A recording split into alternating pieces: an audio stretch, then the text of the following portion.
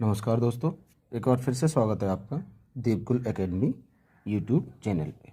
आज हम लोग 15 मई की महत्वपूर्ण करंट अफेयर के बारे में बात करने वाले हैं। 15 मई से बनने वाले 10 महत्वपूर्ण प्रश्न जिन्हें हम इस वीडियो में कवर करेंगे। अगर आप चैनल पर नए हैं तो चैनल को सब्सक्राइब करें और वीडियो को लाइक शेयर जरूर करें। तो हम बिना किसी देरी के शुरुआत करते हैं आपकी आज की क्लास की रिवीजन का। आपको बताते चले, कुमार गौरव सर की क्लास जो फूल पत्ती वाली क्लास है उसका रिवीजन कराया जाता है अगले दिन। जिस दिन सर की क्लास होती है उसके अगले दिन रिवीजन के तौर पे ये क्लासेस चलती हैं। तो इस क्लास को आप तभी देखें जब सर की क्लास जरूर देख लें, वहाँ बेहतर तरीके से करें। उसके बाद रिवीजन आप मेरे माध्यम से कर सकते हैं। ठीक है, शुरुआत करते हैं हम आज की क्लास की। आज का आपका पहला प्रश्न है, भारत के गिफ्ट सिटी में शाखा खोलने वाला पहला मिडिल ईस्ट का राष्ट्रीय बैंक कौन सा है? तो वो आपको याद रखना है, वो है आपका कतर नेशनल बैंक। अब ये पहला है इसलिए ये महत्वपूर्ण बन जाता है। तो ये आपको याद रखना है कि करंट में जो भी क्वेश्चन पहली बार जो भी आता है या जो शाखा खुलती है या जो घटना पहली बार होती है वो आपकी बहुत ही महत्वपूर्ण होती है एग्जाम की दृष्टि से। ठीक है, आगे आपसे बात करें, गणतंत्र दिवस परेड 2025 में रक्षा मंत्रालय के अनुसार किस राज्य को सर्वश्रेष्ठ झांकी का अवार्ड मिला है? तो ये मिला है आपका यूपी की महाकुंभ झांकी को सर्वश्रेष्ठ राज्य की झांकी का अवार्ड मिला है। ठीक है, सिन्वेक्स अभ्यास का आयोजन, इसका आयोजन हुआ है आपका पुणे में और ये इंडिया व कंबोडिया के बीच आयोजित होने वाला एक अभ्यास है और भारतीय सेना का पहला संयुक्त टेबल टॉप अभ्यास। तो ये भारतीय सेना का पहला संयुक्त टेबल टॉप अभ्यास पूछे तो वो आपका कौन सा है? सिन्वेक्स। तो ये पॉइंट भी आपका इंपॉर्टेंट हो जाता है, इसको आप मार्क कर लें। ठीक है, आगे बात करें हम, आईसीसी क्रिकेट परिषद का सबसे युवा अध्यक्ष कौन बना? तो ये बने हैं आपके जैसा आईसीसी क्रिकेट परिषद के सबसे युवा अध्यक्ष बने। यहां तक क्लियर? अगले क्वेश्चन पे चलते हैं। क्वेश्चन नंबर 2 है, यूनेस्को जल विरासत संग्रहालय के अंतर्राष्ट्रीय नेटवर्क में शामिल होने वाला भारत का तीसरा संग्रहालय कौन सा है? तो ये है आपका कोझिकोड संग्रहालय भारत का तीसरा संग्रहालय है जो अंतर्राष्ट्रीय नेटवर्क में शामिल हुआ है। ठीक है, अब कोझिकोड के बारे में जाने। ये भारत का पहला साहित्य शहर है। भारत का पहला साहित्य शहर कौन सा है? वो है आपका कोझिकोड। ये भी आपको याद रखना है। यहां तक कोई समस्या? ठीक है, अब ये इसमें पूछे कि यूनेस्को जल विरासत संग्रहालय के अंतर्राष्ट्रीय नेटवर्क में शामिल होने वाला प्रथम भारतीय राज्य आपका उदयपुर है। प्रथम भारतीय शहर उदयपुर है राजस्थान का। और दूसरा इसमें बिबिम वाटर्स म्यूजियम है पुणे का। पुणे शहर का बिबिम वाटर्स म्यूजियम भी इसमें शामिल हुआ है। ठीक है, यहीं आपको दिख रहा है यूनेस्को। तो यूनेस्को की बात करें, इसमें भारत की जो विश्व धरोहर हैं वो 43 शामिल हुई हैं और इसमें भारत की अमूर्त धरोहर 15 शामिल हुई हैं। ठीक है, जो यूनेस्को है उसमें भारत की विश्व धरोहर 43 शामिल हुई हैं और अमूर्त धरोहर इसमें 15 शामिल हुई हैं। और वहीं संगीत शहर की हम बात करें तो वो है आपका ग्वालियर। यूनेस्को में शामिल भारत का पहला संगीत शहर कौन सा है? तो वो आपका ग्वालियर है। ये भी आपको याद रखना है। ठीक है, आगे आपसे बोले कि हॉर्नबिल महोत्सव, तो ये नागालैंड में मनाया जाता है। आज थोड़ा आवाज़ के साथ कॉम्प्रोमाइज़ करना, तबीयत लगातार ख़राब रह रही है। अभी बीच में 2 दिन के लिए सही था, फिर से तबीयत बिगड़ गई है, तो आवाज़ में थोड़ा उतार चढ़ाव है, तो आप उसको मैनेज करें। ठीक है, बाकी आपकी क्लास लेट ना हो, आपका रिवीजन ना छूटे, इस वजह से मुझे क्लास लेके आना पड़ा है। हकीकत ये है कि आज भी फीवर है फिर भी मैं क्लास ले रहा हूँ। ठीक है, चलो तीसरे प्रश्न की बात करें। आपका तीसरा प्रश्न है कि भारत का सबसे बड़ा 1585 किलोमीटर स्क्वायर में फैला सरापचू संरक्षण रिजर्व, सार त्रिस त्रिस नहीं क्या बोलेंगे इसको, तिसरापचू संरक्षण रिजर्व कहाँ है? ठीक है, तो ये है आपका मध्य प्रदेश में, सॉरी हिमाचल प्रदेश में।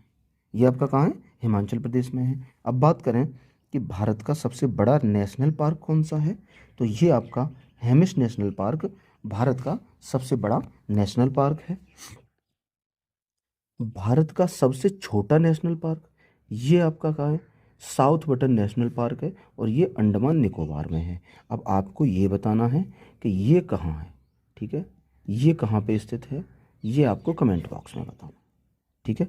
उत्तर देते रहा करिएगा, जिस जिनके मैं पूछूं कमेंट बॉक्स में, उससे क्या होता है कि आपका वो क्वेश्चन बहुत ही बेहतर तरीके से फिर तैयार हो जाए, ठीक है। अब यहाँ भारत का नवीनतम राष्ट्रीय उद्यान कौन सा है, तो ये आपका है सिमलीपाल राष्ट्रीय उद्यान, उड़ीसा का भारत का ये नवीनतम राष्ट्रीय उद्यान है, ठीक है। भारत की पहली ऊबर शिकारा सेवा ये आपकी डल झील जम्मू कश्मीर में शुरुआत की गई है, भारत की पहली ऊबर शिकारा सेवा का। तो ये आपको याद रखना, ये बहुत ही महत्वपूर्ण प्रश्न है, ठीक है। इसको याद ही रखना है कि भारत की पहली ऊबर शिकारा सेवा डल झील में इसकी शुरुआत हुई है। यहाँ तक क्लियर? रातापानी किस राज्य का 8वां बाघ अभ्यारण्य है, तो ये आपका मध्य प्रदेश का 8वां बाघ अभ्यारण्य है रातापानी, ठीक है। मध्य प्रदेश का नवीनतम भी है, ठीक है, और ये 8वां है, याद रखना है इसको। अगले प्रश्न पे चलें। केंद्र सरकार ने आयुर्वेद दिवस कब मनाने की घोषणा की है, तो ये मनाने की घोषणा की है 23 सितंबर को, यानी हर वर्ष 23 सितंबर को आयुर्वेद दिवस मनाया जाएगा, ठीक है। अब हम 22 दिसंबर की यहाँ बात करें, ठीक है, ये आपको डेट दिख रही है 22 दिसंबर। 22 दिसंबर को क्या होता है कि उत्तरी गोलार्ध में सबसे बड़ी रात होती है 22 दिसंबर को। आपसे पूछे कि 22 दिसंबर को, या ऐसे पूछे उत्तरी गोलार्ध में सबसे बड़ी रात कब होती है, तो आप याद रखेंगे कि 22 दिसंबर को उत्तरी गोलार्ध में सबसे बड़ी रात होती है, और दक्षिणी गोलार्ध में सबसे बड़ा दिन होता है। 22 दिसंबर को उत्तरी गोलार्ध में तो सबसे बड़ी रात होती है, लेकिन दक्षिणी गोलार्ध में दिन बड़ा होता है, और जो सूर्य है वो मकर रेखा पर लंबवत होता है 22 दिसंबर को। तो ज्योग्राफी में ये प्रश्न बनता है कि सूर्य मकर रेखा पे लंबवत कब होता है, तो आपका जवाब होगा कि 22 दिसंबर को सूर्य मकर रेखा पे लंबवत होता है। यहाँ तक कोई समस्या? अब हम बात करते हैं 21 जून की, ठीक है। 21 जून को क्या होता है कि 21 जून को दक्षिणी गोलार्ध में सबसे बड़ी रात होती है। जब दक्षिणी गोलार्ध में सबसे बड़ी रात हो रही है 21 जून को, तो आप याद रखेंगे कि फिर उत्तरी गोलार्ध में सबसे बड़ा दिन होगा, ठीक। तो 21 जून की दो घटनाएं कि दक्षिणी गोलार्ध में तो सबसे बड़ी रात होती है, और उत्तरी गोलार्ध में सबसे बड़ा दिन कब होता है, तो ये घटना आपकी 21 जून को होती है। और 21 जून को सूर्य कर्क रेखा पर लंबवत पड़ता है, यानी सूर्य की जो किरणें हैं वो कर्क रेखा पे 21 जून को लंबवत पड़ती हैं, और मकर रेखा पे 22 दिसंबर को लंबवत पड़ती हैं। यहीं याद रखना कि भूमध्य रेखा पर सीधा 23 सितंबर को चमकता है, यानी ये पॉइंट का मतलब है कि जो सूर्य है उसकी किरणें भूमध्य रेखा पर 23 सितंबर को सीधी पड़ती हैं या लंबवत पड़ती हैं। तो यहां से तुम्हें ये याद रखना है, ठीक है। आगे चलें। अगला प्रश्न है तुम्हारा, भारत के 52वें मुख्य न्यायाधीश के रूप में किसने शपथ ली है, तो ये शपथ ली है भूषण रामकृष्ण गवई, या इन्हें ही शॉर्ट में BR गवई कहते थे, ठीक है। अब हम बात करते हैं सुप्रीम कोर्ट के स्थापना की। तो इसकी स्थापना 28 जनवरी 1950 को हुई थी, और इसके प्रथम जो मुख्य न्यायाधीश हैं वो हीरालाल जेकामिया थे। तो सुप्रीम कोर्ट की अगर स्थापना आपसे पूछे तो 28 जनवरी 1950 को सुप्रीम कोर्ट की स्थापना हुई थी, और इसके प्रथम मुख्य न्यायाधीश हीरालाल जेकामिया थे, ठीक है। विश्व ध्यान दिवस कब मनाया जाता है, तो ये आपका 21 दिसंबर को मनाया जाता है। RBI के 26वें गवर्नर संजय मल्होत्रा जी हैं। RBI के 26वें गवर्नर कौन हैं, तो वो हैं आपके संजय मल्होत्रा। यहाँ तक clear? Multi role stealth guided missile frigate INS Tushil का कमीशनिंग समारोह कहाँ हुआ है? तो ये हुआ है आपका रूस में। कहाँ पे हुआ है? रूस में। इसको आप याद रखना, इंपॉर्टेंट प्रश्न है कि इसका कमीशनिंग समारोह रूस में हुआ है। वहीं बात करें विश्व ध्यान दिवस, तो ये आपका 21 दिसंबर को सॉरी।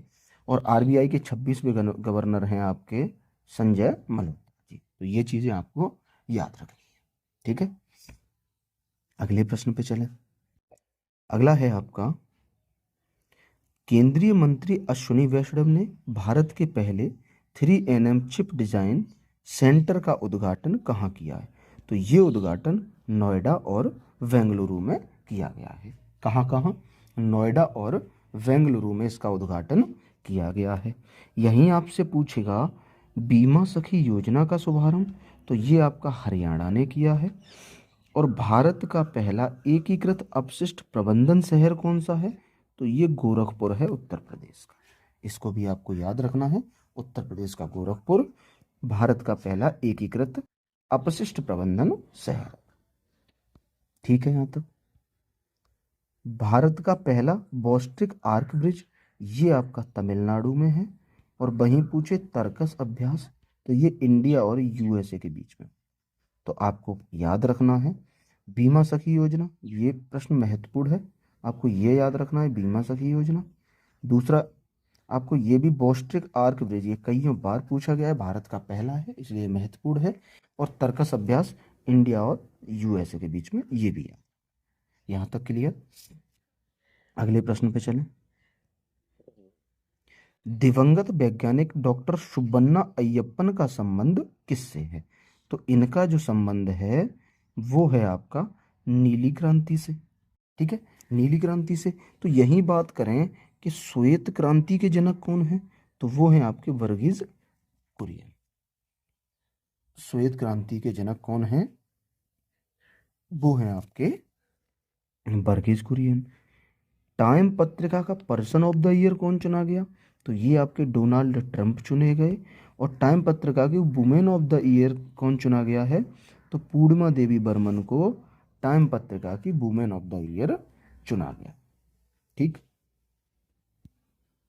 सबसे कम उम्र में फिडे विश्व शतरंज चैंपियनशिप विजेता कौन है? तो ये बने हैं आपके डी गुकेश। डी गुकेश सबसे कम उम्र में फिडे शतरंज चैंपियन विजेता बने हैं। तो यहाँ से आपको क्या याद रखना है? एक तो ये याद रखना है कि टाइम पत्रिका का पर्सन ऑफ द ईयर कौन बना है? तो डोनाल्ड ट्रंप। और वुमेन ऑफ द ईयर बनी है आपकी पूर्णिमा देवी बर्मन। तो ये 2 पॉइंट यहाँ से आपको याद रखने हैं। ठीक है, आगे याद तो सभी रखना है लेकिन उन पे थोड़ा ज़्यादा ध्यान देना है और अच्छे से उन्हें याद रखना है। चलिए अगला है, अंडमान सागर पर अनुमानित चक्रवात शक्ति का नाम किसने सुझाया है? तो इसका नाम सुझाया है आपका श्रीलंका। ठीक है। भारतीय मौसम विभाग की स्थापना, ये तुम्हारी 1875 में हुई है। वहीं बात करें क्वांटम क्षेत्र में क्रांतिकारी बिलो चिप का अनावरण, तो ये गूगल ने किया। क्वांटम क्षेत्र में क्रांतिकारी बिलो चिप का अनावरण किसने किया? तो ये गूगल ने किया है। ठीक है। युद्ध अभ्यास डेजर्ट नाइट, ये आपका इंडिया, फ्रांस और UAE के बीच में हुआ है। और उड़ान यात्री कैफे का शुभारंभ कैंपेगोड़ा एयरपोर्ट पे किया गया। ठीक है, उड़ान यात्री कैफे कहाँ पे? कैंपेगोड़ा एयरपोर्ट पे। तो ये आपको याद रखना है, उड़ान यात्री कैफे। ठीक। आगे बात करें हम अगले प्रश्न की। वर्ष 2045 तक अपनी संपत्ति का 99% दान करने का संकल्प किसने लिया? तो ये संकल्प आपका लिया है बिल गेट्स ने। यानी 2045 तक बिल गेट्स अपनी संपत्ति का 99% दान कर देंगे। ठीक है, 99% दान करने का इन्होंने संकल्प ले लिया है वर्ष 2045 तक। ठीक, इस क्वेश्चन को याद रखना, इंपॉर्टेंट है, महत्वपूर्ण है। माइक्रोसॉफ्ट के संस्थापक कौन है? तो ये आपके बिल गेट्स ही है माइक्रोसॉफ्ट के संस्थापक। देश का पहला मधुमेह बायो बैंक, ये चेन्नई में स्थापित होगा। ठीक है, देश का पहला है इसलिए ये महत्वपूर्ण बन जाता है कि देश का पहला बायो बैंक कहाँ स्थापित होने वाला है? तो ये आपका चेन्नई में स्थापित होने वाला है। आगे बात करें दिवंगत जाकिर हुसैन का संबंध, तो ये आपके फेमस तबला वादक थे जाकिर हुसैन जी, और इनकी हाल ही में मृत्यु हो गई है। तो ये क्वेश्चन आपसे पूछा जा सकता है, तो इस प्रश्न को आप अच्छे से कवर जरूर करें कि दिवंगत जाकिर हुसैन का संबंध किससे है, तो वो है तबला वादन से।